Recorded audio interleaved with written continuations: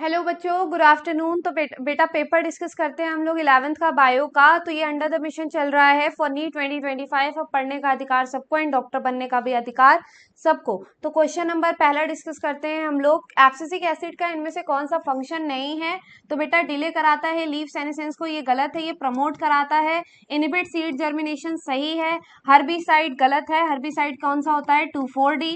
और उसके बाद बोल रहा है break seed and bud dormancy, ये भी क्या है? गलत है। तो इनमें से एब्सिसिक एसिड का फंक्शन कौन कौन सा नहीं है? First, third and fourth. तो फर्स्ट, थर्ड एंड फोर्थ, तो आंसर विल बी फोर्थ। हमारा क्वेश्चन नंबर 101 का करेक्ट आंसर क्या हो जाएगा? फोर्थ।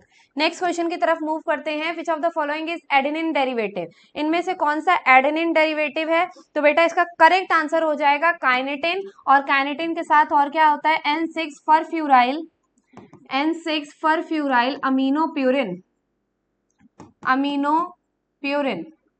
और ये दोनों किसके डेरिवेटिव हैं? Adenine derivative. अगर बात करें इथाइलिन की, तो इथाइलिन गैसियस है, ठीक है बेटा। अगर बात करें जिब्रेलिक एसिड की, तो जिब्रेलिक एसिड बेटा क्या है? टर्पीन्स हैं। और अगर बात करें एब्सिसिक एसिड की, तो बेटा एब्सिसिक एसिड किसके डेरिवेटिव है? कैरेटिनॉइड्स के डेरिवेटिव हैं।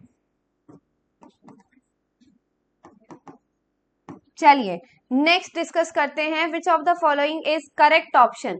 करेक्ट ऑप्शन पूछ रहा है, तो बेटा पहला बोल रहा है कि decapitation usually result in the growth of lateral bud, बिल्कुल सही है। Decapitation is widely use for tree plantation, बिल्कुल सही है।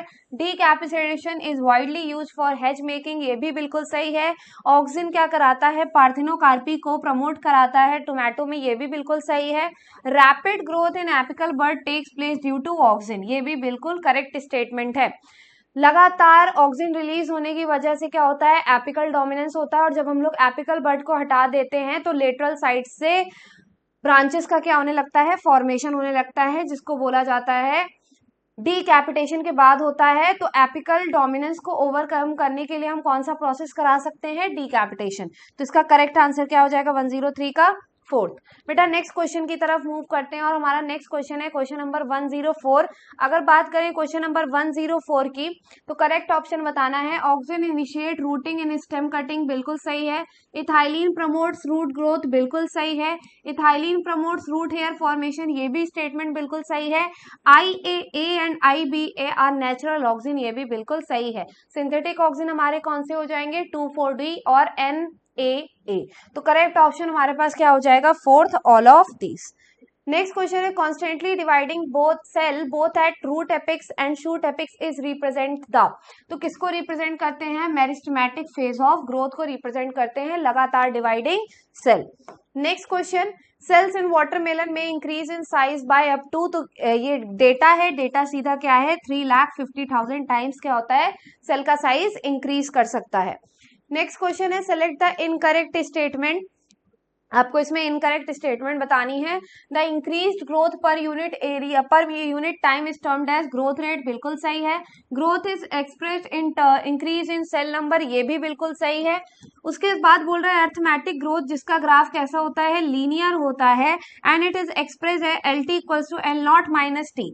बेटा यहाँ पे माइनस नहीं होगा, फॉर्मूला होता है LT equals to L0 plus RT, जिसमें R क्या है? ग्रोथ रेट है, और T क्या है? Time taken. तो इसका करेक्ट आंसर क्या हो जाएगा? थर्ड।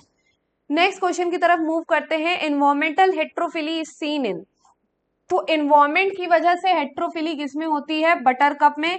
दो हैबिटेट में, टेरेस्ट्रियल हैबिटेट में ये अलग तरह की लीव शो करते हैं, और एक्वेटिक हैबिटेट में ये अलग तरह के लीव शो करते हैं। और अगर पूछा जाए cotton, coriander and larkspur में किस टाइप की है? तो जेनेटिकल हेट्रोफिली। ये अपने डिफरेंट फेज ऑफ लाइफ में डिफरेंट तरह के लीव्स के स्ट्रक्चर शो करते हैं, जुवेनाइल में अलग, अडल्ट में अलग। Next, which of the following hormones are plant growth promoters? तो प्लांट ग्रोथ प्रमोटर्स कौन कौन से हैं? ऑक्सिन है, जिब्रेलिन है, एब्सिसिक एसिड नहीं है। ऑक्सिन है, जिब्रेलिन है, साइटोकाइनिन है। तो करेक्ट आंसर क्या हो जाएगा हमारे पास? सेकंड। एब्सिसिक एसिड क्या है बेटा? Abscisic acid plant growth inhibitor है। और इथाइलिन की बात करें तो ये डुअल फंक्शन परफॉर्म करता है, लेकिन मेजरली क्या है? इनिबिटर। Next, zeatin. बेटा जियाटिन क्या है? जियाटिन हमारा है साइटोकाइनिन। पहली बार इसको किससे निकाला गया था? कोकोनट मिल्क से। कोकोनट मिल्क से और दूसरी चीज कॉर्न कर्नेल से, ठीक है। फ्लोरिजिन क्या है, फ्लावरिंग हार्मोन है, तो बी का क्या हो जाएगा फर्स्ट। IBA क्या है, नेचुरल ऑक्सिन है। NAA क्या है, सिंथेटिक ऑक्सिन है। तो ए का क्या हो जाएगा थर्ड, बी का क्या हो जाएगा फर्स्ट, सी का क्या हो जाएगा फोर्थ एंड डी का थर्ड। तो करेक्ट आंसर हमारे पास 110 का 110 का क्या हो जाएगा फोर्थ। नेक्स्ट क्वेश्चन की तरफ मूव करते हैं। Which of the following represent the correct sequence of the development process in a plant cell. तो पहले सेल डिवाइड करेगा, फिर डिफरेंशिएट करेगा, फिर मैच्योर करेगा, फिर सेनेसेंस की तरफ जाएगा। सेल डिवीजन मतलब मेरिस्टेमेटिक फेज, डिफरेंशिएशन मतलब इलोंगेशन फेज, मैचुरेशन मतलब मैचुरेशन फेज, और उसके बाद किसमें चला जाएगा अपने बुढ़ापे में मतलब सेनेसेंस फेज। तो इसका करेक्ट आंसर क्या हो जाएगा फोर्थ। नेक्स्ट क्वेश्चन की तरफ मूव करते हैं। Which of the following hormone is used to eradicate dicotyledonous weed but does not have its effect on mature monocot plant. तो बेटा ये सिंथेटिक ऑक्सिन का काम है जिसका नाम है 2,4-D 2,4-डाइक्लोरोफिनॉक्सी एसिटिक एसिड। चलिए नेक्स्ट क्वेश्चन की तरफ मूव करते हैं। Which of the following is correct for gibberellin. Gibberellin के लिए इनमें से कौन सी स्टेटमेंट करेक्ट है। तो बेटा अगर बात करें 113 की, तो gibberellin reported from fungus and higher plants बिल्कुल सही है। Gibberella fujikuroi is a fungal pathogen जिसमें पहली बार इसको नोटिस किया गया था। Denoted as GA1, GA2 and GA3, ये भी स्टेटमेंट बिल्कुल सही है। ऑल जिब्रेलिन आर बेसिक, बेटा गलत स्टेटमेंट है। जितने भी जिब्रेलिन अभी तक पाए गए हैं उनका सबका नेचर कैसा है, एसिडिक है। Gibberellin promote fruit on tree longer to the extend the market period, ये फ्रूट के मार्केट पीरियड को क्या कर देता है, एक्सटेंड कर देता है। ये भी बिल्कुल सही स्टेटमेंट है। तो करेक्ट आंसर हो जाएगा फर्स्ट, सेकंड एंड फोर्थ। तो करेक्ट आंसर हमारे पास हो जाएगा थर्ड। तो 113 का करेक्ट आंसर हो जाएगा थर्ड। नेक्स्ट मूव करते हैं 114। N6 furfuryl amino purine two four dichlorophenoxy acetic acid and indole 3 acetic acids are example हो। तो बेटा ये किसका एग्जाम्पल है, ये साइटोकाइनिन मतलब काइनेटिन या जियाटिन हो सकता है। 2,4-डाइक्लोरोफिनॉक्सी एसिटिक एसिड, बेटा ये क्या है, ये हमारा सिंथेटिक ऑक्सिन है। और इंडोल 3 एसिटिक एसिड क्या है, हमारा नेचुरल ऑक्सिन है। तो इसका करेक्ट आंसर क्या हो जाएगा, kinetic, synthetic auxin and natural auxin. तो 114 का करेक्ट आंसर हो जाएगा फोर्थ। क्वेश्चन नंबर डिस्कस करते हैं हम लोग 115। तो अगर 115 की बात करें तो बेटा यहाँ पे पूछ रहा है कि functions not related to ethylene. तो डिलेज लीफ सेनेसेंस, तो बेटा ये किसका फंक्शन है, ये साइटोकाइनिन का फंक्शन है। अगर मेजरली आपसे पूछा जाए किसका फंक्शन है, साइटोकाइनिन का। इनिबिट सीड जर्मिनेशन इन पीनट सीड, तो इनिबिट नहीं कराता है बेटा, ये क्या कराता है, प्रमोट कराता है, इनिशिएट कराता है, ठीक है। हर्बिसाइड नहीं है, हर्बिसाइड की तरह कौन बिहेव करेगा, 2,4-D। Break seed and bud dormancy, ये बिल्कुल सही स्टेटमेंट है। तो इसका करेक्ट आंसर क्या हो जाएगा, इसका करेक्ट आंसर हो जाएगा first, second and third. Next question की तरफ मूव करते हैं। Which of the following function is not related to ethylene. तो फ्रूट राइपनिंग कराता है, इज रिलेटेड टू इथाइलिन। तो इथाइलिन से कौन सा रिलेटेड होगा, फ्रूट राइपनिंग। एपिकल डोमिनेंस कौन कराएगा, auxin. Antagonistic to GA, ABA। Growth of lateral bud, cytokinin. चलिए next question. Which one of the following statements are incorrect with reference to plant hormone? Decapitation widely used in tea plantation, बिल्कुल सही है। 2,4-D used as herbicide, ये भी बिल्कुल सही है। Auxin also controls xylem differentiation, ये भी बिल्कुल सही है। 2,4-D is a type of gibberellin, तो बेटा ये जिब्रेलिन नहीं है, ये क्या है, ऑक्सिन। तो करेक्ट आंसर क्या हो जाएगा, फोर्थ। नेक्स्ट बोल रहा है plant growth promoter help in which activities of plant. तो बेटा ये सेल डिवीजन और इनलार्जमेंट कराते हैं। ट्रॉपिक ग्रोथ मतलब मूवमेंट प्लांट का कराने में हेल्प करते हैं। फ्लावरिंग कराने में हेल्प करते हैं। फ्रूटिंग और सीड फॉर्मेशन में भी हेल्प करते हैं। तो करेक्ट आंसर क्या हो जाएगा इसका, फोर्थ। नेक्स्ट क्वेश्चन है auxin was first isolated from. तो पहली बार ऑक्सिन को आइसोलेट किया गया था ह्यूमन यूरिन से। Next question, spraying of which plant growth regulator on sugar cane crop increases the yield by 20 tons per acre. तो ये स्टेटमेंट किसके लिए सही है, जिब्रेलिक एसिड के लिए। क्या करा देता है, इंटरनोडल इलोंगेशन, जिससे क्या होता है, गन्ने की लेंथ इंक्रीज हो जाती है। और अगर गन्ने की लेंथ इंक्रीज हो जाएगी तो उसके अंदर का शुगर कंटेंट भी क्या हो जाएगा, इंक्रीज हो जाएगा। तो मान लो 1 एकड़ में पहले 100 टन हमें मिल रहा था, तो जिब्रेलिन छिड़कने के बाद उसी 1 एकड़ में क्या होता है, बाय 20 टन इंक्रीज हो जाता है। तो टोटल कितना हो जाएगा, 120 टन। ठीक है, क्लियर।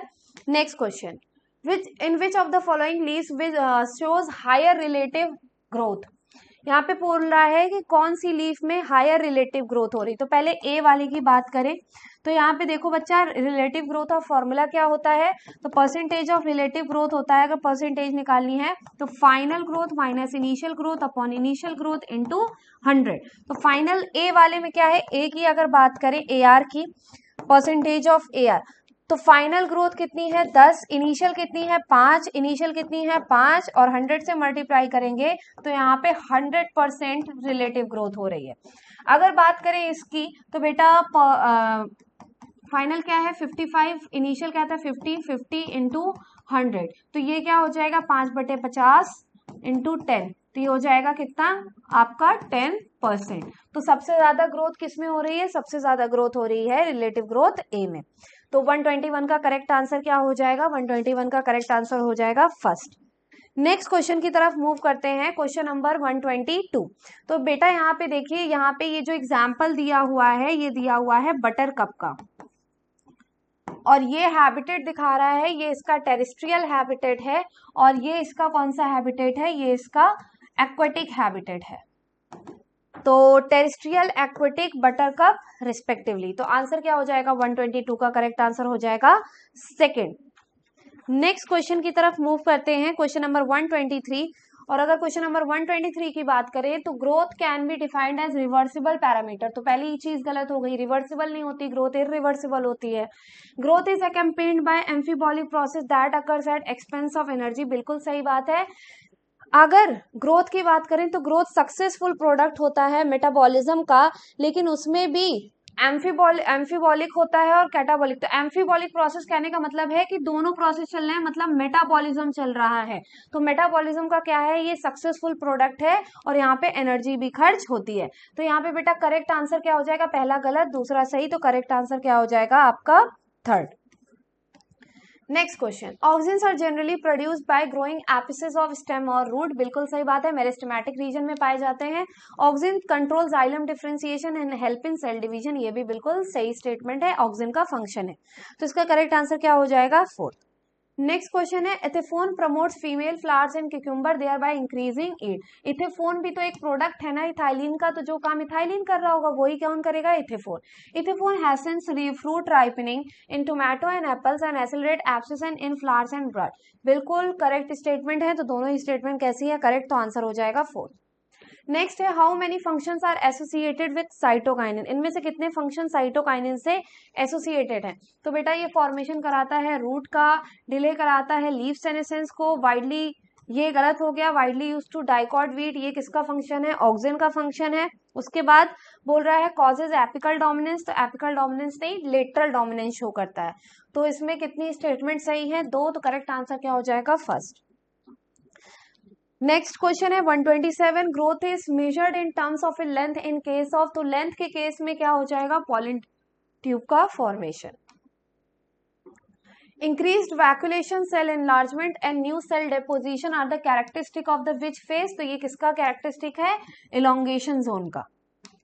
नेक्स्ट यहाँ पे बेटा पूछा जा रहा है कि ए और बी ये क्या शो कर रहा है। तो ए में देखो एक सेल बड़ी हो रही है और मतलब मैच्योर हो रही है और दूसरी सेल डिवाइड कर रही है। तो ए कौन सी ग्रोथ हो रही है, एर्थमेटिक। और यहाँ पे सेल क्या कर रहे हैं, पहले 1 से 2 बने, 2 से 4, 4 से 8, 8 से 16, तो यहाँ पे लगातार डिवाइड कर रही है। तो ये कैसी ग्रोथ हो गई, जियोमेट्रिक। तो ए क्या है आपकी अर्थमेटिक और बी क्या है जियोमेट्रिक। तो 129 का करेक्ट आंसर आपका हो जाएगा फर्स्ट। नेक्स्ट क्वेश्चन की तरफ मूव करते हैं, क्वेश्चन नंबर 130।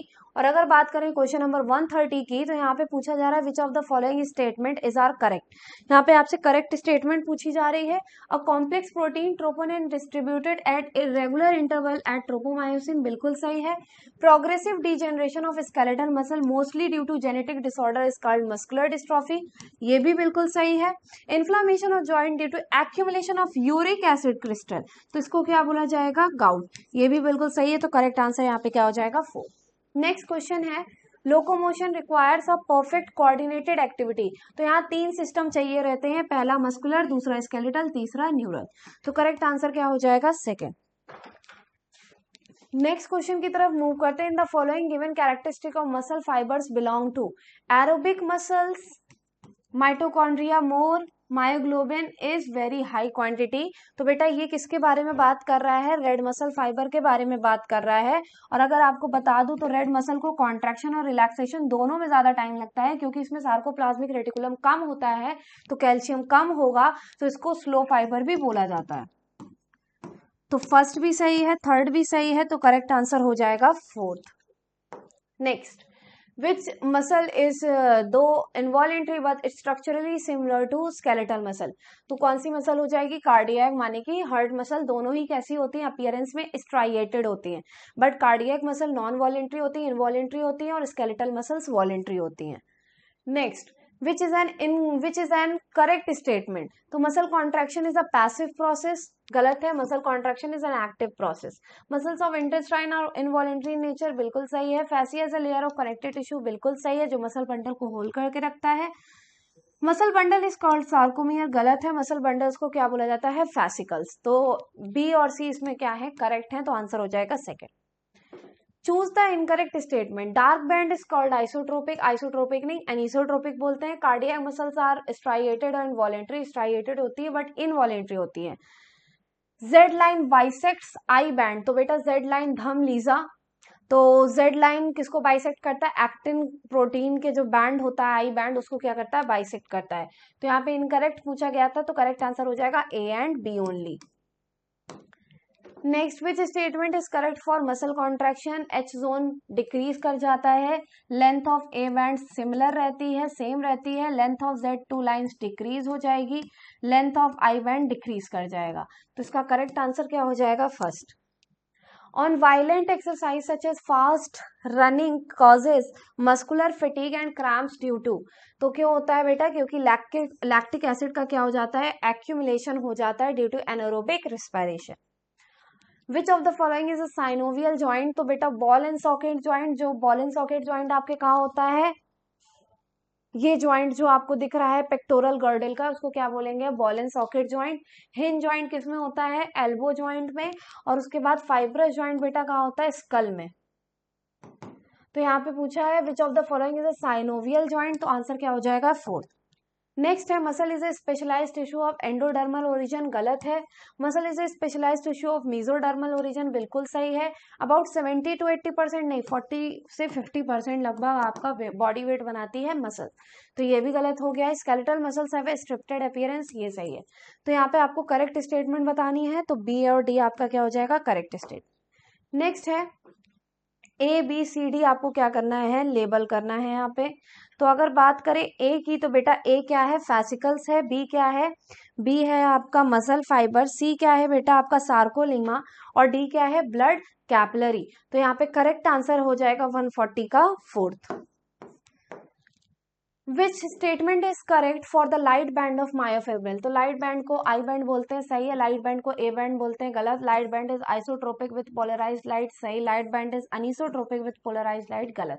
तो यहाँ पे करेक्ट स्टेटमेंट आपको बतानी है, तो ए और सी क्या हो जाएंगी आपकी? Correct statement. नेक्स्ट बेटा, यहाँ से आपके डायग्राम पूछा जा रहा है, तो ए क्या है? ट्रोपोनिन। बी क्या है? ट्रोपोमायोसिन। और सी क्या है? F actin. तो बेटा अगर बात करें तो ए क्या है? ट्रोपोनिन। बी क्या है? ट्रोपोमायोसिन। और सी क्या है? F actin. तो 142 का करेक्ट आंसर क्या हो जाएगा? Third. Next, identify A B and C. इसमें ए बी सी आपको क्या करना है? आइडेंटिफाई करना है। तो देखिए ध्यान से देखते हैं इस डायग्राम को, तो ये रिलैक्स्ड फेज बता रहा है मसल का। तो बेटा ए किसको रिप्रेजेंट कर रहा है? ए रिप्रेजेंट कर रहा है एच जोन को। बी रिप्रेजेंट कर रहा है ए बैंड, आई बैंड को। किसको रिप्रेजेंट कर रहा है? आई बैंड को।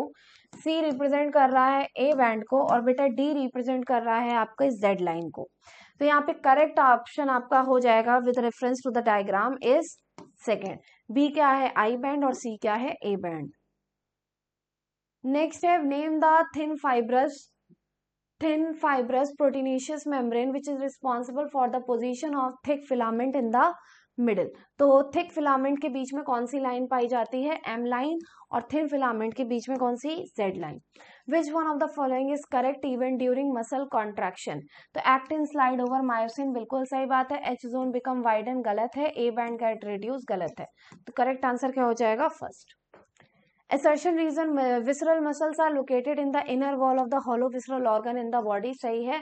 Visceral muscle exhibit striation, तो बेटा striation नहीं होती है, स्मूथ होती है। तो assertion सही है, बट रीजन क्या है? गलत। तो आंसर क्या हो जाएगा? Second. The movement present during contraction of muscle, तो मसल कॉन्ट्रैक्शन के टाइम पे क्या होता है? Thin filament slide over thick filament, और इसी थ्योरी को क्या बोला जाता है? स्लाइडिंग फिलामेंट थ्योरी किसने दी थी? हक्सले एंड हक्सले ने। Next, which one of the following is considered important in the development of a seed habit? तो सबसे पहली बार सीड हैबिट किसमें आई थी? टेरिडोफाइटा में आई थी, और उसके लिए सबसे इंपॉर्टेंट कंडीशन क्या आई थी? हेट्रोस्पोरी आई थी, जो कि किसमें आई थी? सिलेजनेला एंड साल्विनिया में। Next, which one of the following is a correct statement? In gymnosperm, female gametophyte is free living, and threadiophores and archegoniophores are present in pteridophyte. Roots of pinus have a fungal association in the form of mycorrhiza. तो 149 का correct answer क्या हो जाएगा? Third. Next and last question मेरे discussion का हम लोग बात करते हैं स्केलेटल मसल से रिगार्डिंग एक्टिविटी। तो their activities are under the voluntary control of the nervous system, बिल्कुल सही है। They are located in the inner walls of the visceral organ, smooth muscle होती हैं। They are primarily involve in locomotory actions and changing of body postures, ये भी बिल्कुल सही है। They have no actin on myosin filament, ये भी क्या है? बिल्कुल गलत है। तो इसका करेक्ट आंसर क्या हो जाएगा? ए एंड सी। तो यहाँ पे 150 का करेक्ट ऑप्शन क्या हो जाएगा? फोर्थ। तो बेटा दैट्स ऑल, और इसके आगे आपके साथ 151 से लेके 200 तक क्वेश्चन डिस्कस करेंगी Nikita ma'am. Thank you so much, और आई होप आप सबका पेपर बहुत अच्छा गया और नेक्स्ट वाला भी आपको बहुत अच्छे से तैयार। हाँ तो बच्चों, जैसा कि आप ऑलरेडी 50 क्वेश्चंस यानी कि 101 to 150 रिकॉर्ड कर चुके हैं विद सुरभि मैम, तो अब चलते हैं नेक्स्ट 50 की तरफ विथ मी। ठीक है, तो अब डिस्कस करते हैं क्वेश्चन नंबर 151। ठीक है, चलिए। Match the columns. अब इधर पे दिए हैं बोन्स और उधर दिया है उनका काउंट। ठीक है, तो अगर रिब्स की बात करें तो आपको पता है रिब्स होती हैं 12 पेयर्स में, यानी 24। फिर वर्टिब्रे की बात करें तो ये होती हैं 26। फैलेंजेस की बात करें, डिजिट बोन्स, तो ये होती हैं 14। और स्टर्नम की बात करें तो ये सिंगल है। तो ए का हो गया फोर्थ, बी का फर्स्ट, ए का फोर्थ, बी का फर्स्ट, सी का, ए का फोर्थ, बी का फर्स्ट, सी का सेकेंड एंड डी का थर्ड। तो आंसर हो गया third. Moving towards next question, question number 152। इस क्वेश्चन में आपको दिए हुए हैं डायग्राम। अब आपको उस डायग्राम से लेबलिंग बतानी है। ठीक है, सबसे पहले ए की बात करते हैं। ए पे क्या है? लॉन्ग स्लेंडर कॉलर बोन यानी क्लैविकल। फिर बी की बात करते हैं। बी पे है आपकी triangular dorsal bone which is scapula. अब सी की बात करते हैं। सी में आपको फोर आर्म वाला पोर्शन दिया है, फोर आर्म। तो फोर आर्म, जब भी हम एनाटॉमी में फोर आर्म बताते हैं बोन्स का, तो हम हाथ को इस डायरेक्शन में देखते हैं।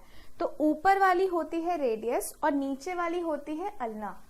तो ये वाली हो गई रेडियस एंड डी हो गया अल्ना। तो अगर इसका आंसर बताएं तो इसका आंसर हो जाएगा second, clavicle, scapula, radius, ulna. चलिए नेक्स्ट क्वेश्चन।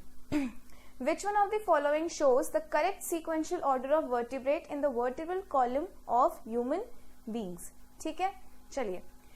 अब अगर देखें तो आपको बताना है वर्टिब्रल कॉलम में बोन्स। ठीक, सबसे पहले कौन सी होती है?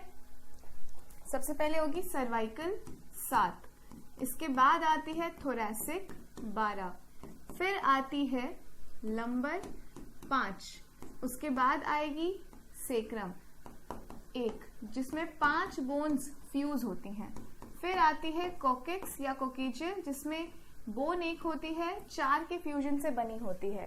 तो cervical, thoracic, lumbar, sacral, coccygeal which is your fourth. तो आंसर हो गया फोर्थ। चलिए next question number 154। Plenty of mitochondria, myoglobin content is high, amount of sarcoplasmic reticulum is high, depend on aerobic process for ATP, gives a reddish experience. बताना है कि इनमें से कौन सी करेक्ट है for red fibers. तो आपको पता है मसल में जो ऑक्सीजन स्टोरिंग पिगमेंट होता है उसे कहते हैं मायोग्लोबिन. ये मायोग्लोबिन कंटेंट अगर हाई है तो वो उसको एक रेडिश अपीयरेंस देगा और वो हो जाएंगी रेड फाइबर्स. और वही अगर ये मायोग्लोबिन कंटेंट लो है तो वो उसको पेल या वाइट अपीयरेंस या कलर देंगी और वो हो जाएंगी वाइट फाइबर्स. अब हमें बात करनी है रेड फाइबर्स की. तो अगर रेड फाइबर्स की बात करें तो एक तो मायोग्लोबिन कंटेंट हाई रहता है, फिर इनके पास माइटोकॉन्ड्रिया ज्यादा रहता है जिसकी वजह से ये सारा स्टोर्ड ऑक्सीजन को यूज करके एटीपी बनाता है. मतलब इन मसल्स को एरोबिक मसल्स भी कहा जाता है. वहीं वाइट फाइबर्स की बात करें तो ये एनारोबिक प्रोसेस से एनर्जी डिराइव करती हैं. ऑल्सो यहाँ पे एंडोप्लाज्मिक रेटिकुलम यानी कि सार्कोप्लाज्मिक रेटिकुलम ज्यादा मात्रा में पाया जाएगा. ठीक है, चलिए चेक करते हैं. प्लेंटी ऑफ माइटोकॉन्ड्रिया बिल्कुल सही है. अमाउंट मायोग्लोबिन कंटेंट हाई बिल्कुल सही है. सार्कोप्लाज्मिक रेटिकुलम हाई ये स्टेटमेंट हो जाएगा वाइट फाइबर्स के लिए, तो गलत. Depend on aerobic process for ATP बिल्कुल सही है. गिव्स अ रेडिश अपीयरेंस बिल्कुल सही है. तो ये 4 स्टेटमेंट हो गए फॉर रेड फाइबर्स. तो आंसर हो जाएगा second. Next question number 155. 4 statements दिए हैं, आपको बताना है कौन से सही हैं. ठीक, चलिए. हर ऑर्गेनाइज स्केलेटल मसल बनी होती है बहुत सारे मसल बंडल्स, फैसिकुलाई या फैसिकल की. बिल्कुल ठीक बात है. अगर आप एक स्केलेटल मसल को देखो तो उसमें बहुत सारे होंगे मसल बंडल, जिसे बोलेंगे फैसिकल या फैसिकुलाई. हर मसल फाइबर के पास बहुत सारे मायोफाइब्रिल हैं. इन मसल बंडल के अंदर है मसल फाइबर या मसल सेल, उनके अंदर है मायोफाइब्रिल्स. तो ये स्टेटमेंट भी सही है. हर मायोफाइब्रिल में सीरियली अरेंज्ड यूनिट्स हैं सार्कोमियर. बिल्कुल, सार्कोमियर 2 सक्सेसिव जेड लाइन के बीच का पोर्शन है और ये फंक्शन यूनिट है कॉन्ट्रैक्शन की. बिल्कुल ठीक है. अब कह रहा है कि एक सार्कोमर में ए बैंड होता है और 2 आधे आई बैंड होते हैं. आइए देखें. अगर ये मायोसिन है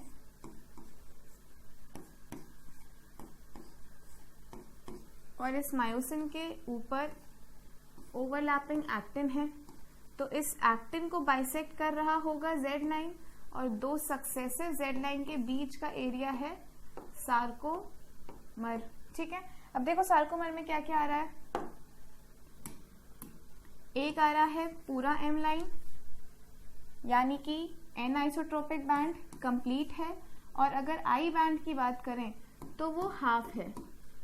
तो हाफ I पूरा A और हाफ I से बना आपका Z, यानी पूरे 2 Z के बीच का पोर्शन यानी कि सार्कोमर. तो ये भी सही हुआ. तो first, second, third, fourth all options are correct. Answer हो जाएगा फोर्थ. नेक्स्ट लेबलिंग आई है. आइए लेबलिंग चेक करते हैं. Long slender ventral collar bone, ये हो गई क्लैविकल. उसके बाद सबसे पहले आर्म वाली बोन पूछी है यहाँ पे, तो ये हो गई ह्यूमरस. उसके बाद ऊपर वाली बोन पूछी है तो सी हो गया रेडियस. फॉर आर्म में भी ऊपर वाली बोन हो गई रेडियस. और ये हैं आपकी रिस्ट बोन्स यानी कि कार्पल्स. तो आइए चेक करें कौन से ऑप्शन में है. Clavicle, humerus, radius, carpals. Answer हो गया फर्स्ट. चलिए next. Identify the parts labelled A to E given figure of the given figure of a vertebral column and select the correct option. ठीक है. अभी आपने सीक्वेंस देखा था. सबसे पहले होगी सर्वाइकल. कितनी? ह्यूमन बींग्स में 7, जनरली मैमल्स में 7. ठीक है।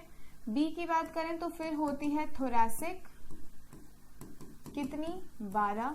उसके बाद होती है सी पे हो गई लंबर, कितनी 5। उसके बाद डी पे हो गई सैक्रम और ई पे हो गई टेल बोन यानी कॉकेक्स, 1-1। ये फ्यूजन है 5 का, ये फ्यूजन है 4 का। चलिए आंसर चेक करते हैं। 4th ये देखिए, cervical, thoracic, lumbar, sacrum, coccyx. तो 157 का आंसर हो गया 4th। ठीक है, चलिए अब चलते हैं नेक्स्ट क्वेश्चन, क्वेश्चन नंबर 157। 157 में again it is a labelling दी है आपको। आइए चेक करते हैं। सबसे पहले ए की बात करते हैं।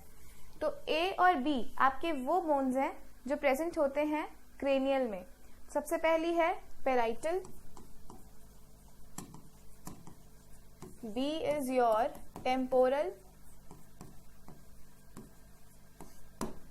सी और डी की बात करते हैं। ये फेशियल बोन्स में आ गई। फेशियल बोन्स में भी सी है आपकी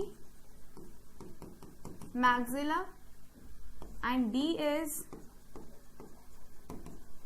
मैंडिबल। तो आइए आंसर मिलाते हैं। आंसर हो गया आपका 3rd, parietal, temporal, maxilla, mandible. Answer is 3rd। चलिए नेक्स्ट पे चलते हैं। Question number 159 again it's a labelling. आइए चेक करते हैं। तो ये पूरी बोन है आपकी कॉक्सिल बोन, और आपको पता है कॉक्सिल बोन बनी होती है 3 बोन के फ्यूजन से, इलियम, प्यूबिस एंड इशियम।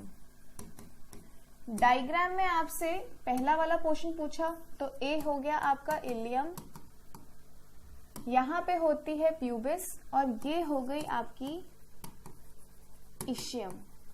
फिर ये है आपकी लॉन्गेस्ट थाई बोन यानी ये हो गया फीमर। फिर सबसे ऊपर होती है टीबिया, फिर उसके नीचे फ्यूबुला। तो आइए देखते हैं कौन सा मैच होगा। Ilium, ischium, femur, tibia, fibula, second option. तो आंसर हो गया 2nd फॉर 159। चलिए question number 160। A hypothalamic hormone called gonadotrophin releasing hormone stimulates। ठीक है, आइए देखते हैं। हाइपोथैलेमिक हार्मोन है गोनाडोट्रोफिन रिलीजिंग हार्मोन। होता क्या है, हाइपोथैलेमस गोनाडोट्रोफिन रिलीजिंग हार्मोन को रिलीज करती है। ये पहुंचता है एंटीरियर पिट्यूटरी में और वहां से रिलीज होंगे गोनाडोट्रोफिन्स यानी LH और FSH। ठीक है, तो आइए देखते हैं कहाँ जाएगा ये, पिट्यूटरी में, ताकि सिंथेसाइज और रिलीज करवा सके वहां से गोनाडोट्रोफिन। तो आंसर क्या हो गया 4th। चलिए next question. Somatostatin release from the hypothalamus inhibits the release of. ठीक है, तो सोमैटोस्टैटिन क्या है, हाइपोथैलेमस में 3 होते हैं इनहिबिटिंग हार्मोन, जिसमें से एक है ग्रोथ हार्मोन का इनहिबिटिंग हार्मोन जिसका नाम है सोमैटोस्टैटिन। वही ग्रोथ हार्मोन रिलीजिंग हार्मोन का नाम होता है सोमैटोट्रोफिन। अब ये ग्रोथ हार्मोन करता क्या है, हाइपोथैलेमस से निकलेगा gonadotrophin, growth hormone releasing inhibiting hormone. ठीक है, ये इनहिबिटिंग हार्मोन पहुंचेगा एंटीरियर पिट्यूटरी के पास और वहां पहुंच के इनहिबिट करवाएगा ग्रोथ को या ग्रोथ हार्मोन के रिलीज को। ठीक है, तो ये वहां जाके इनहिबिट करवाएगा ग्रोथ हार्मोन के रिलीज को। तो क्या करवा रहा है, ये ग्रोथ हार्मोन को इनहिबिट करवा रहा है फ्रॉम पिट्यूटरी। तो इसका आंसर क्या हो गया 3rd। चलिए question number 162। Which of the following hormones stimulate the synthesis and secretion of steroid hormone called glucocorticoid from the adrenal cortex? ठीक है, अब इनमें से कौन सा ऐसा हार्मोन है जो अड्रीनल ग्लैंड की एक्टिविटी को कमांड करता है। तो आपको पता है एड्रीनल कॉर्टिकोट्रोफिक हार्मोन ये वो हार्मोन है जो कमांड करता है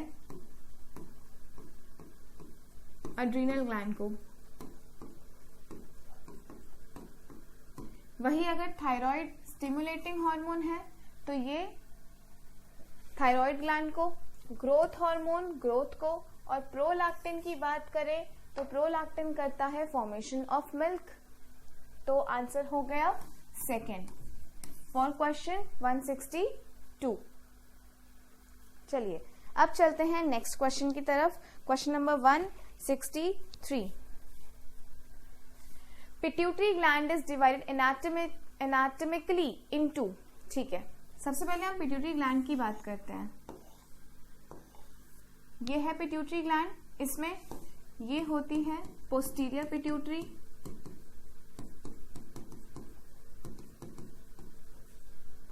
ये है anterior pituitary, anterior lobe, posterior lobe, और ये होती है मिडिल लोब। जनरली ह्यूमंस में ये दोनों मर्ज हो जाती हैं और ये बनाती हैं एडिनो हाइपोफाइसिस, और पोस्टीरियर पिट्यूटरी को बोलते हैं न्यूरो हाइपोफाइसिस। मतलब इसके दो पोर्शंस हैं, पहला एडिनो हाइपोफाइसिस, दूसरा न्यूरो हाइपोफाइसिस। एडिनो हाइपोफाइसिस मिलेगा आपको एंटीरियर पिट्यूटरी जिसे कहते हैं पार्स डिस्टालिस, मिडिल लोब को कहते हैं पार्स इंटरमीडिया, ये मिलेंगे एडिनो हाइपोफाइसिस में। वही पोस्टीरियर पिट्यूटरी न्यूरो हाइपोफाइसिस या बोल सकते हैं पार्स नर्वोसा। तो आंसर क्या हो गया? An adenohypophysis and a neurohypophysis. Your answer will be fourth. ठीक है, चलिए question number 164। Pars distalis and pars intermedia is a part of. आइए इसी में देख लें, ये देखिए pars distalis and pars intermedia किसके पार्ट है? Adenohypophysis. तो इसका आंसर क्या हो गया? And adeno hypophysis. 164 का आंसर हो गया first. Next question number 165। Dash stimulates the synthesis and secretion of thyroid hormone from the thyroid gland. ठीक है, देखो थायराइड स्टिमुलेटिंग हार्मोन ये कमांड करेगा थायराइड ग्लैंड को। इसी बात को पूछा जा रहा है, तो आंसर क्या हो गया? Thyroid stimulating hormone. ठीक, चलिए 166। In males LH stimulate the synthesis and secretion of. ठीक है, गोनाडोट्रोफिन है एलएच। जब एंटीरियर पिट्यूटरी से निकलेंगे गोनाडोट्रोफिन्स यानी एलएच और एफएसएच, तो मेल्स में ये एलएच रिलीज करवाएगा एंड्रोजन, और ये एंड्रोजन एफएसएच के साथ मिलके हेल्प करेगी फॉर्मेशन ऑफ स्पर्म में यानी स्पर्मेटोजेनेसिस में। तो आंसर क्या हो गया इसका? फर्स्ट, 166 का फर्स्ट, एंड्रोजन फ्रॉम टेस्टिस। चलिए अब बात करते हैं क्वेश्चन नंबर 167 की, पैराथायरॉयड हार्मोन। ठीक है, चलो अगर बात करें पैराथायरॉयड हार्मोन की, तो आपको पता है पैराथायरॉयड कैसा हार्मोन है? Hyper calcaemic. अब देखो टर्म से तोड़ो और मीनिंग निकालो। इमिक मतलब ब्लड में, कैल्सिमिक मतलब कैल्शियम, और हाइपो मतलब ज्यादा। सही बात। तो ब्लड में कैल्शियम बढ़ाएगा हाइपर कैल्सिमिक हार्मोन जो कि पैराथायरॉयड है। तो ये क्या करेगा? इंक्रीज करेगा calcium level in the blood. और ये करता कैसे है? बोन्स है, ये ब्लड है, इसको ब्लड में कैल्शियम को बढ़ाना है तो बोन्स में से कैल्शियम लेके आएगा, राइट। तो यानी कि ये करवा क्या रहा है? डीमिनरलाइजेशन या डीसोल्यूशन या D is option of bone, क्योंकि इसको ब्लड में कैल्शियम को बढ़ाना है, ये एक हाइपर कैल्सिमिक हार्मोन है। वही इसका एंटेगोनिस्ट यानी कि थायराइड हार्मोन, वो एक हाइपोकैल्सिमिक हार्मोन है, उसको ब्लड में कैल्शियम को कम करना है। चलिए नेक्स्ट क्वेश्चन। ओके, तो इसका आंसर हो गया fourth. Next question, question number 168, how many islets of Langerhans are present in a normal human pancreas. एक नॉर्मल ह्यूमन पैनक्रियाज में कितने आइलेट ऑफ लैंगरहैंस होते हैं? फैक्ट बेस्ड क्वेश्चन है, आपको पता है 1 से 2 मिलियन होते हैं। और ये आइलेट ऑफ लैंगरहैंस कैसा पार्ट है?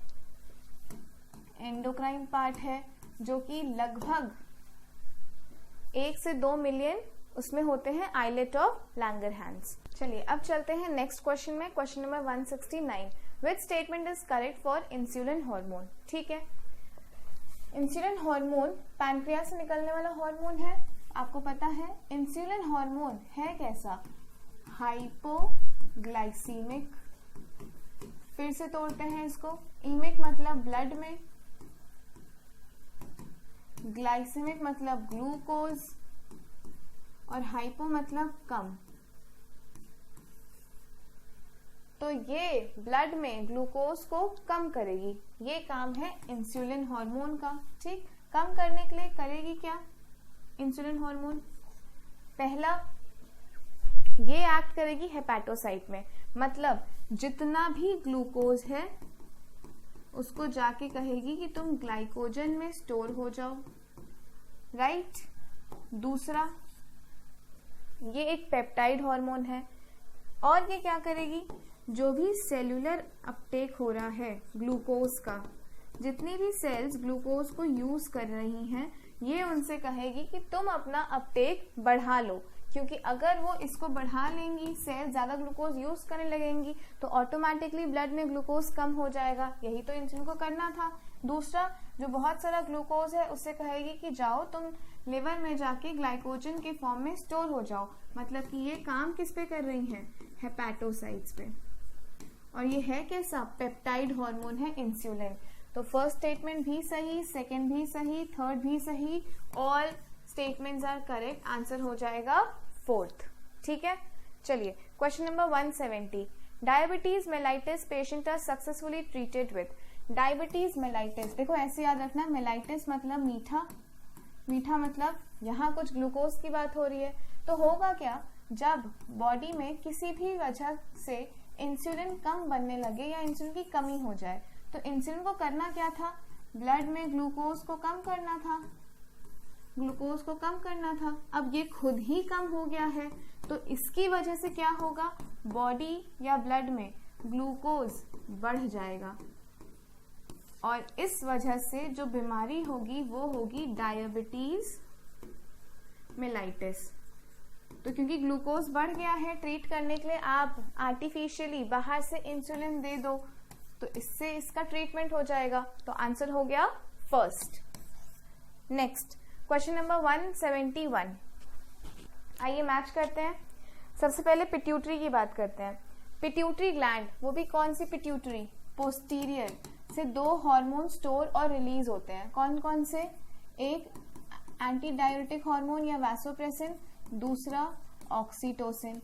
इस एडीएच की कमी से बीमारी होती है डायबिटीज इंसिपिडिस। तो पिट्यूटरी ग्लैंड का एक तो हो गया, ए का थर्ड। ठीक, दूसरा थायराइड ग्लैंड की बात करते हैं। हाइपरथायरॉयडिज्म, यानी कि अगर ये थायराइड हार्मोन की कमी है तो सिंपल गॉइटर होता है, एनलार्ज हो जाता है थायराइड ग्लैंड। अगर इस थायराइड ग्लैंड की सिक्रीशन ओवर हो रही है यानी हाइपर सिक्रीशन है, तो इस हाइपर सिक्रीशन में बीमारी हो जाएगी एक्सोप्थेल्मिक गॉइटर या ग्रेव्स डिजीज। तो बी का हो गया फर्स्ट। सी की बात करते हैं, अड्रीनल ग्लैंड। अड्रीनल ग्लैंड, अब अगर मिनरलोकॉर्टिकॉइड या ग्लूकोकॉर्टिकॉइड की कमी है तो इससे डिजीज होगी एडिसन डिजीज, जिसके 2 सिम्टम दिए हैं आपको एनसीईआरटी में। पहला एक्यूट वीकनेस रहेगी, दूसरा थकावट, फैटीग। तो यानी कि सी का हो गया फोर्थ। अब डी की बात करते हैं, पैनक्रियाज। देखो पैनक्रियास से निकलने वाला इंसुलिन, उसकी कमी से ब्लड में ग्लूकोज बढ़ रहा था, जिसकी वजह से हो रहा है डायबिटीज मेलाइटिस। तो डी का हो गया सेकेंड। तो ए का थर्ड, बी का फर्स्ट, ए का थर्ड, बी का फर्स्ट, सी का फोर्थ, डी का सेकेंड, आंसर हो गया थर्ड। तो question number 171 answer third. Next, the hormone which is responsible for the ovulation. ठीक है, कौन सा गोनाडोट्रोपिन होता है जो ओवल्यूशन के लिए रिस्पॉन्सिबल होता है? एलएच। एलएच क्या करता है फीमेल में? इंड्यूस करता है ओवल्यूशन किसका? मैच्योर ग्राफियन फॉलिकल का। तो आंसर क्या हो गया? Second. Next, which one of the following pair of hormone are the example of those that can easily pass through the cell membrane of the target cell and bind to receptor inside it? ठीक है, देखो plasma membrane बनी होती है phospholipid bilayer की, ठीक है, जिनमें रिसेप्टर्स प्रेजेंट होंगे साइटोप्लाज्म में या न्यूक्लियस में। तो ऐसे में जिनमें रिसेप्टर्स प्रेजेंट होंगे साइटोप्लाज्म में या न्यूक्लियस में, तो ऐसी कंडीशन में हार्मोन कैसा होना चाहिए? Lipid like. ठीक है, तो वो हो गया आपका कॉर्टिसोल और टेस्टोस्टेरोन। तो आंसर हो गया second. Which is a correct matching set? ठीक है, ग्लूकोकॉर्टिकॉइड ये हार्मोन निकलेगा एड्रिनल कॉर्टेक्स से। ठीक है, मेलाटोनिन कहाँ से निकलेगा? पीनियल ग्लैंड से। थायराइड स्टिमुलेटिंग हार्मोन कहाँ से निकलेगा? एंटीरियर पिट्यूटरी से। Oxytocin store and released from posterior pituitary. तो आंसर क्या हो गया? ए का थर्ड, बी का फोर्थ, सी का सेकेंड एंड डी का फर्स्ट। आंसर हो गया 174 का फर्स्ट। चलिए नेक्स्ट क्वेश्चन पे चलते हैं। Question number 175, which is a correct matching set? ठीक है, आइए थाइमोसिन की बात करें, ये निकलेगा थाइमस से, और थाइमस रिस्पॉन्सिबल है इम्यूनिटी के लिए, चाहे वो सेल इम्यूनिटी हो या ह्यूमरल इम्यूनिटी। तो ए का हो गया थर्ड। अब कॉर्टिसोल की बात करिए, कॉर्टिसोल कहां से निकलेगा? बेटा कॉर्टिसोल में सिर्फ एक बात आपको जो याद रखनी है फॉर फ्यूचर यूज, कि ये वही काम करता है जो काम ग्लूकागन कर रहा है। ठीक, ग्लूकागन निकल रहा है पैनक्रियास से, कॉर्टिसोल निकलेगा एड्रिनल कॉर्टेक्स से, पर इसका फंक्शन ग्लूकागन जैसा ही होगा, यानी कि ये भी ब्लड में ग्लूकोज को बढ़ाने का काम करेगा। तो ये कैसा हुआ? Hyperglycaemia. Fear of flight की बात करते हैं, तो अगर आपको पता हो कि इमरजेंसी हार्मोन 3F होते हैं, यानी कि वो फियर या फ्राइट कह लो, फाइट कह लो या फ्लाइट कह लो, इन सिचुएशन पे निकलने वाले इमरजेंसी हार्मोन्स होते हैं विच आर एड्रेनलिन या एपिनेफ्रीन, नॉर एड्रेनलिन या जिसे कहते हैं नॉर एपिनेफ्रीन के रिलीज के लिए ये हार्मोन रिलीज होते हैं ऐसी इमरजेंसी सिचुएशन में। तो सी का हो गया फर्स्ट। इंसुलिन की बात करें तो ये एक हाइपोग्लाइसीमिक हार्मोन है, ये ब्लड में ग्लूकोज को कम करने का काम करेगा, ये इसका फंक्शन है। तो आंसर देखते हैं, ए का थर्ड, बी का फोर्थ, सी का फर्स्ट, डी का सेकेंड। आंसर हो गया फर्स्ट। चलिए नेक्स्ट क्वेश्चन, क्वेश्चन नंबर 176। आइए मैच करते हैं। चलिए अगर हम बात करें टायरोसिन की, ठीक, तो टायरोसिन किससे बनाएगा? थायरोक्सिन को। थायरोक्सिन क्या है? T4 tetra iodothyronine, cyclic AMP secondary messenger है, हार्मोन एक्शन में हेल्प करेगा। तो बी का हो गया फोर्थ। कैल्सीफेरॉल की बात करें, कैल्सीफेरॉल तो इसके लिए चाहिए विटामिन डी। हाइपोकैल्सीमिया की बात करें तो हाइपोकैल्सिमिक हार्मोन होता है आपका कैल्सिटोनिन या थायराइड कैल्सिटोनिन, जो थायराइड ग्लैंड से निकलता है, जिसमें से ये निकलेगा स्ट्रोमल टिश्यू से। ठीक है, तो आंसर हो गया आपका fourth. Next question number 177, question number 177, parathyroid hormone has no role in calcium metabolism. ठीक है, करेक्ट स्टेटमेंट निकालना है, गलत है। आपको पता है पीटीएच कैल्शियम को बढ़ाता है ब्लड में, हाइपर कैल्सिमिक हार्मोन है, तो नो रोल तो बिल्कुल गलत हो गया। TCT is a thyroid hormone, सही बात है, थायराइड कैल्सिटोनिन थायराइड हार्मोन है, थायराइड ग्लैंड से निकलता है। TCT is an adrenal hormone, गलत है। थाइमोसिन प्रोड्यूस हाइपोकैल्सीमिया, गलत। थाइमोसिन थाइमस ग्लैंड से निकलता है, इम्यूनिटी के लिए रिस्पॉन्सिबल है। और अगर हाइपोकैल्सीमिक की बात करेंगे तो वो थायराइड हार्मोन होते हैं या थायराइड कैल्सिटोनिन हार्मोन होगा। तो इसका गलत वाला हो गया ए सी डी, और हमें चाहिए क्या था, करेक्ट। तो आंसर हो गया फोर्थ, ओनली बी। चलिए next question. Next question labelling है। Consider the following figure, identify A to D. आइए देखते हैं। सबसे पहले वेंट्रल प्रेजेंट है, थायराइड ग्लैंड जिसके 2 लोब्स हैं, बीच से कनेक्टेड होगा इस्थमस से। फिर अगर आप इसके डॉर्सल में देखेंगे तो डॉर्सल, अच्छा ये सी क्या है, ट्रैकिया। इसके डॉर्सल में 4 लोब वाला प्रेजेंट है, पैरा थायराइड, और बी हो गया आपका वोकल कॉर्ड। तो thyroid, vocal cord, trachea, parathyroid. Answer हो गया third, thyroid, B is vocal cord, C is trachea and D is parathyroid. चलिए next question. Beside cyclic AMP, which one of the following molecule act as secondary messenger in biological system? ठीक है, आपको पता है secondary messenger के examples cyclic AMP, IP3 and calcium. हाँ, इसके अलावा आप अपनी NCERT में एक और लिख लीजिएगा एग्जाम्पल, 3 तो दिए हैं, एक आप और लिख लीजिए, साइक्लिक GMP। ठीक है, चलिए तो इनमें से कुछ ऑप्शन निकालें। ऑप्शन हो गया थर्ड, कैल्शियम। चलिए, इराइथ्रोपोइटिन इज सिक्रीटेड फ्रॉम, ठीक है, इराइथ्रोपोइटिन आपको पता है जक्स्टा ग्लोमेरुलर सेल्स से निकलती हैं, जो प्रेजेंट कहाँ है, किडनी में। इनसे निकलता है इराइथ्रोपोइटिन, जिसका फंक्शन है इराइथ्रोपोइसिस यानी आरबीसी बनवाने का।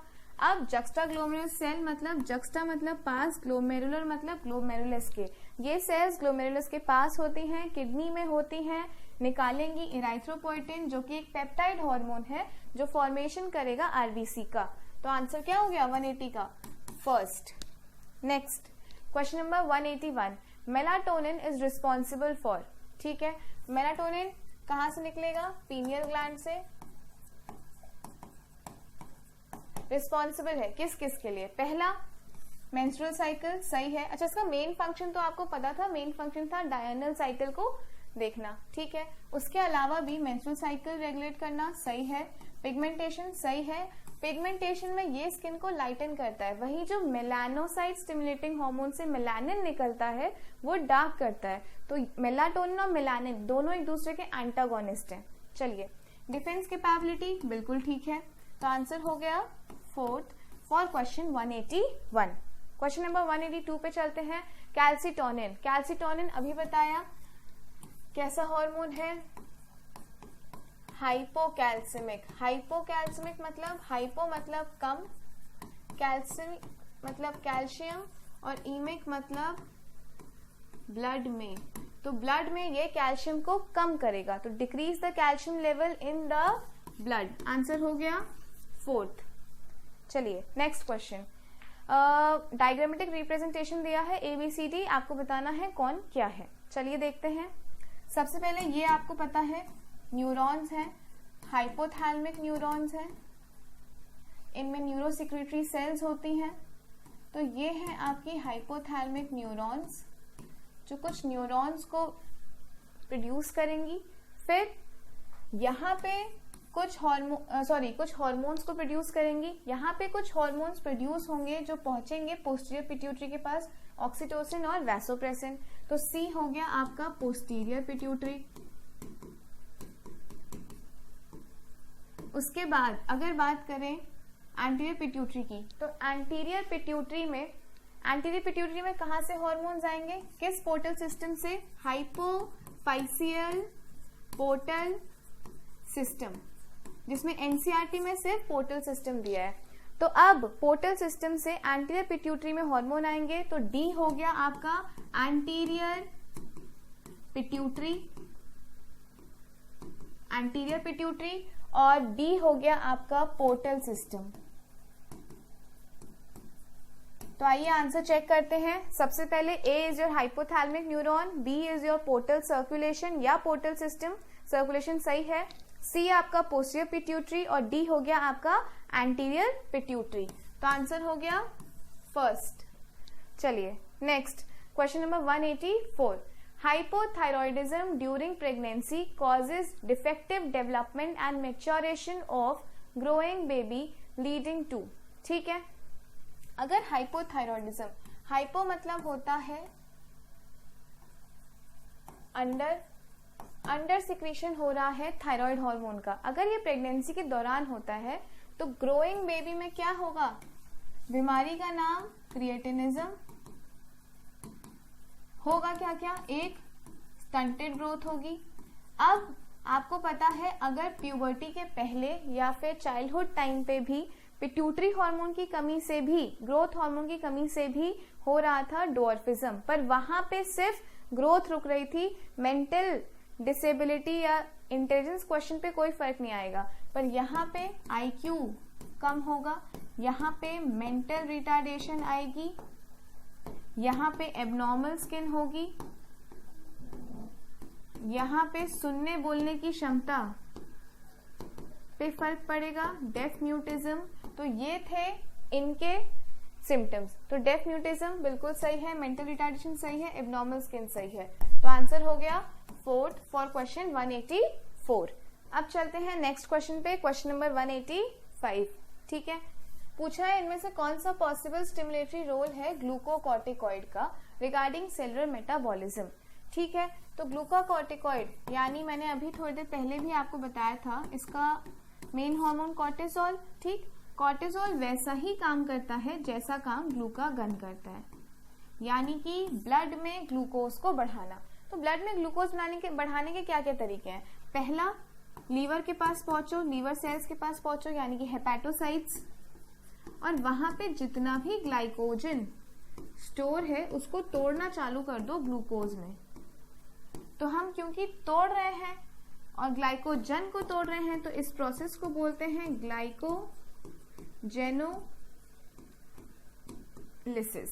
ठीक, दूसरा, फैट्स और प्रोटीन को तोड़ो,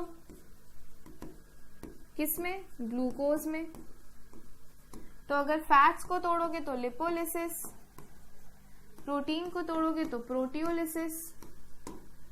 तो आइए देखें, ग्लूकोन्यूजेनेसिस सही है, लिपोलिसिस सही है, प्रोटियोलिसिस सही है। आंसर हो गया ऑल ऑफ दीज। ठीक है, तो 185 का आंसर हो गया फोर्थ। चलिए next question number 186। Which gland is responsible for the secretion of catecholamines. Catecholamines मतलब अमाइनो एसिड डेरिवेटिव हार्मोन, जो कौन कौन से हैं आपके, एपिनेफ्राइन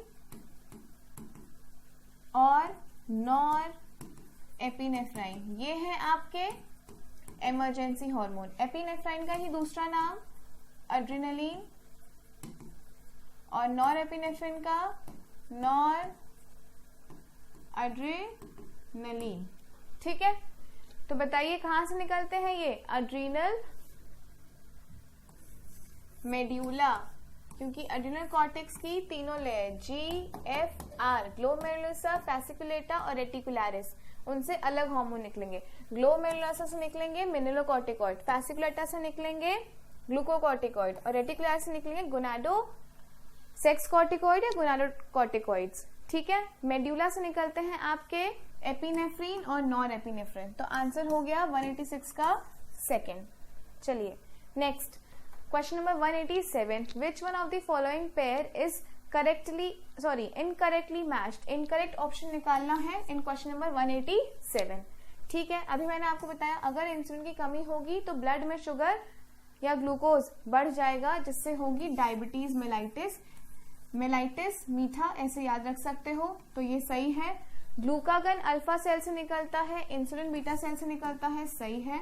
बीटा सेल से सोमैटोस्टेटिन, बिल्कुल गलत, बीटा सेल से निकलेगा इंसुलिन। और अगर सोमैटोस्टेटिन की बात करें तो ये एक हाइपोथैलेमिक हार्मोन है, उसमें भी एक इनहिबिटरी हार्मोन है जो एंटीरियर पिट्यूटरी के पास पहुंच के ग्रोथ हार्मोन के सिक्रीशन को इनहिबिट करेगा।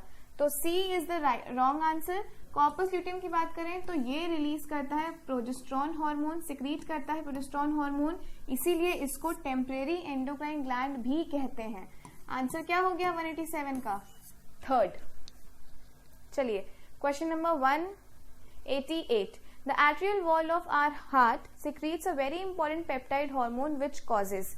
ठीक है, आपको पता है राइट एट्रिया हार्ट के वॉल से निकलेगी एक hormone which is atrial natriuretic factor, जो डिक्रीज करेगी ब्लड प्रेशर को। तो आंसर क्या हो गया? Decrease blood pressure. अब कंस्ट्रक्शन की बात करो तो एएनएफ आपकी वैसोडाइलेटर है, तो ये डायलेट करती है ब्लड वेसल्स को, इसीलिए आंसर हो गया सेकेंड।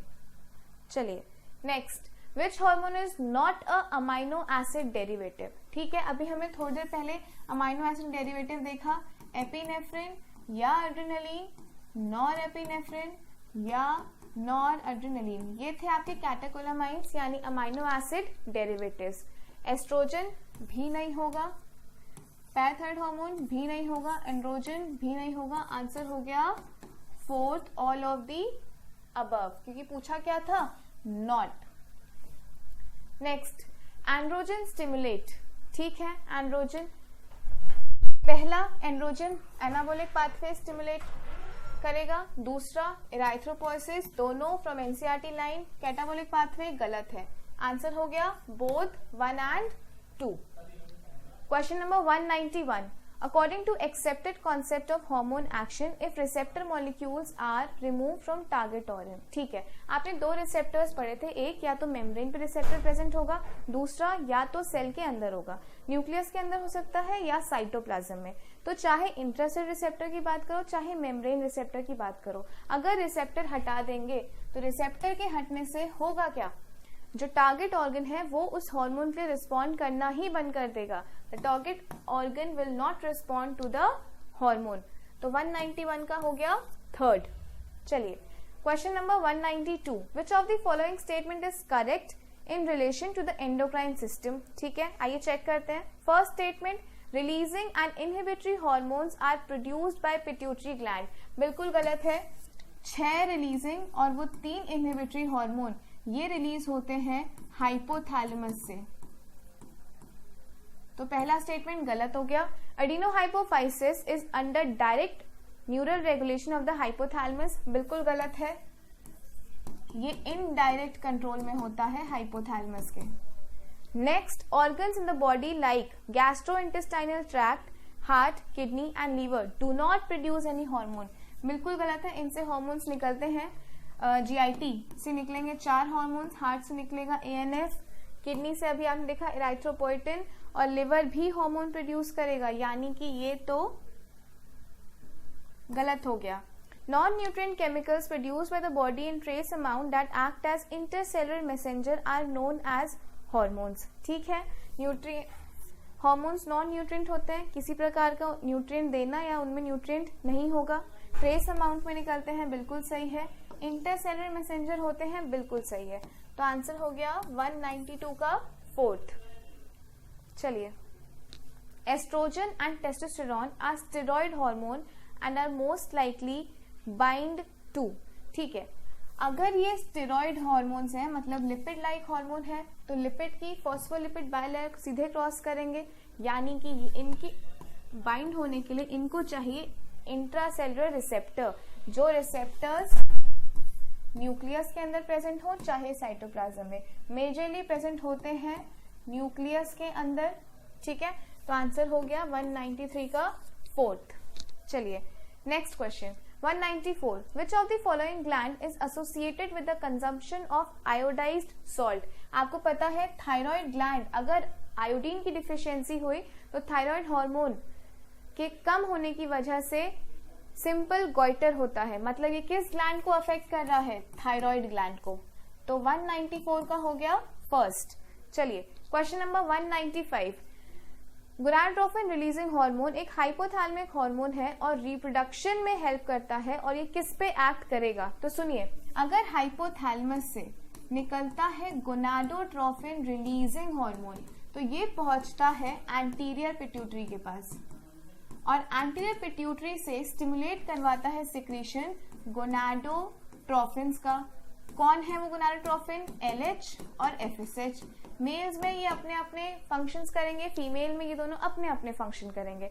तो आंसर क्या होगा? Anterior pituitary gland and stimulate secretion of LH and FSH। तो आंसर हो गया 195 का first.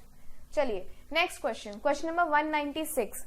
A person entering an empty room suddenly finds a snake right in front of and opening the door. Which one of the following is likely to happen in his neurohormonal control system? ये question दो chapter को relate कर रहा है, एक nervous system, दूसरा endocrine. आपको पता है जब भी कोई इमरजेंसी सिचुएशन आती है, या हम आसान भाषा में याद रखें 3F। 3F मैंने अभी बताया था, फियर या फ्राइट, दूसरा फ्लाइट उड़ान के दौरान, तीसरा फ्लाइट फाइट लड़ाई के दौरान। किसी भी इमरजेंसी सिचुएशन में कौन सा नर्वस सिस्टम एक्टिवेट होता है? Sympathetic nervous system. ये सिग्नल भेजता है आपके एड्रिनल ग्लैंड को कि चलो अब एड्रिनल मेड्यूला से निकालना शुरू करो एपिनेफ्रिन, एड्रेनलिन या नॉरएड्रेनलिन, नॉरएपिनेफ्रिन। ये दो हार्मोन्स, ये कैटेकोलामाइंस निकलना शुरू होते हैं एड्रिनल मेड्यूला से।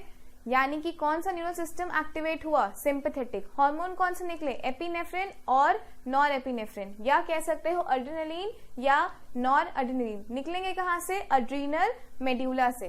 तो आंसर 196 का हो गया फर्स्ट। चलिए क्वेश्चन नंबर 197 की बात करते हैं। करेक्ट मैचिंग ढूंढनी है, ठीक है। वैसोप्रेसिन आपको पता है स्टोर और रिलीज होता है पोस्टीरियर पिट्यूटरी में, लेकिन ये कह रहा है कि ये वाटर लॉस को इंक्रीज करेगा। गलत बात है, ये प्रिवेंट करता है डायूरेसिस। नॉरएपिनेफ्रिन की बात करें, एड्रिनल मेड्यूला से निकलेगा, सही बात है। हार्ट बीट तेज करेगा, सही बात है। हार्ट बीट तेज, रेस्पिरेशन रेट, अलर्टनेस तेज। इमरजेंसी सिचुएशन में ये होगा। पाइलोइरेक्शन भी इसमें आप ऐड कर सकते हो। कार्डियक आउटपुट बढ़ेगा, ये ऐड कर सकते हो। गैस्ट्रिक सिक्रीशन कम हो जाते हैं, इमरजेंसी के दौरान भूख प्यास लगना कम हो जाती है, मिक्सचरेशन स्टॉप हो जाता है, स्वेटिंग बढ़ जाती है। ये भी कुछ आप ऐड कर सकते हो activities during sympathetic nervous system या emergency release of emergency hormone. Glucagon की बात करें, अल्फा सेल से निकलेगी, यहीं से गलत हो गया। प्रोलैक्टिन की बात करें, प्रोलैक्टिन स्टोर और रिलीज होगा पोस्टीरियर पिट्यूटरी में, रेगुलर ग्रोथ गलत। तो आंसर हो गया आपका second. Next, match the following hormone with their respective disease. आइए डिजीज देखते हैं। इंसुलिन, इंसुलिन की कमी से कौन सी डिजीज हो रही थी? Diabetes, mellitus. तो ए का हो गया फिफ्थ। उसके बाद थायरॉक्सिन यानी कि T3 T4। Thyroxine is your T4 thyroid hormone. तो थायराइड हार्मोन अगर बॉडी में कम हो रहे हैं तो सिंपल गोइटर, बढ़ रहा है तो एक्सोप्थैल्मिक गोइटर। तो बी का हो गया फोर्थ। फिर कॉर्टिकॉइड्स, कॉर्टिकॉइड्स मिनरल कॉर्टिकॉइड हो चाहे ग्लूकोकॉर्टिकॉइड, इनकी कमी से होता है एडिसन डिजीज, यानी हाइपोसिक्रीशन ऑफ कॉर्टिकॉइड से होगा एडिसन डिजीज। एक्यूट वीकनेस और फटीग इसके लक्षण है। ग्रोथ हार्मोन की बात करें, अगर ग्रोथ हार्मोन प्यूबर्टी के बाद रिलीज हो रहे हैं तो ये होगा एक्रोमेगैली। ग्रोथ हार्मोन के हाइपर सिक्रीशन से होती है एक्रोमेगैली। तो सी का हो गया फर्स्ट और डी का हो गया थर्ड। ए का फिफ्थ, बी का फोर्थ, सी का फर्स्ट, डी का थर्ड। आंसर हो गया fourth for question number 198। Question number 199, what is correct to say about the hormone action in humans. ठीक है, चेक करते हैं। Glucagon is secreted by beta cells of islets of Langerhans and stimulate glycogenolysis. आपको पता है glucagon alpha cell secrete करेगी और beta cell secrete करेगी इंसुलिन। तो ये हो गया गलत। Secretion of thymosin is stimulated with ageing. अच्छा, थाइमोसिन का सिक्रीशन एजिंग को स्टिमुलेट करेगा, गलत। जैसे जैसे उम्र बढ़ती जाती है थाइमस ग्लैंड छोटा होता जाएगा, डीजनरेट होता जाएगा, जिसकी वजह से थाइमोसिन का सिक्रीशन कम होता जाएगा और इम्यूनिटी कम होती जाती है बढ़ती उम्र के साथ। तो सेकेंड ऑप्शन भी गलत। In females FSH bind with specific receptor on ovarian cell membrane. अच्छा, दूसरा कह रहा है FSH stimulate the secretion of estrogen and progesterone. हमें करेक्ट बताना था, ठीक है। आपको पता है फॉलिकुलर स्टिमुलेटिंग हार्मोन बाइंड होगा अपने रिसेप्टर से सेल मेम्ब्रेन पर, यानी कि इसके मेम्ब्रेन रिसेप्टर प्रेजेंट होते हैं मेम्ब्रेन पे। This is the correct statement. तो 199 का आंसर हो गया थर्ड। चलिए अब चलते हैं क्वेश्चन नंबर 200। 200 वाला क्वेश्चन है आपके चैप्टर बायोमोलिक्यूल से, और ये क्वेश्चन है अमाइनो एसिड से। आइए चेक करते हैं। Amino acid are organic compound, बिल्कुल सही है। Amino acid containing and amino group and acidic group on same carbon, बिल्कुल ठीक है। आप जब एक मीथेन का सब्स्टिट्यूटेड फॉर्म बनाओगे तो एक में तो हाइड्रोजन है, एक में लगेगा वेरिएबल ग्रुप R, एक पे लगेगा कार्बोक्सिल ग्रुप और एक पे लगेगा अमाइनो ग्रुप। एक ही कार्बन पे लगा होता है तो इसे कहते हैं अल्फा कार्बन, और इस अमाइनो एसिड को बोलेंगे अल्फा अमाइनो एसिड। तो amino acid containing an amino group और acidic group on same carbon, बिल्कुल सही है। एसिडिक ग्रुप मतलब कार्बोक्सिलिक एसिड की बात हो रही है। Amino acid are substituted ethane, गलत। These are substituted methane. तो स्टेटमेंट 1 स्टेटमेंट 2 दोनों सही हैं, तो आंसर हो जाएगा फोर्थ। तो 200 का हुआ fourth. So here we completed all 200 questions of your test 12 foundation. I hope आपके questions जो नहीं सही हुए होंगे वो आपको समझ आए होंगे और आप वो गलतियां वापस नहीं दोहराएंगे। आपको कैसा लगा ये डिस्कशन जरूर शेयर करिएगा and do like the session. अब मिलते हैं नेक्स्ट पेपर के डिस्कशन में, तब तक ऑल द बेस्ट।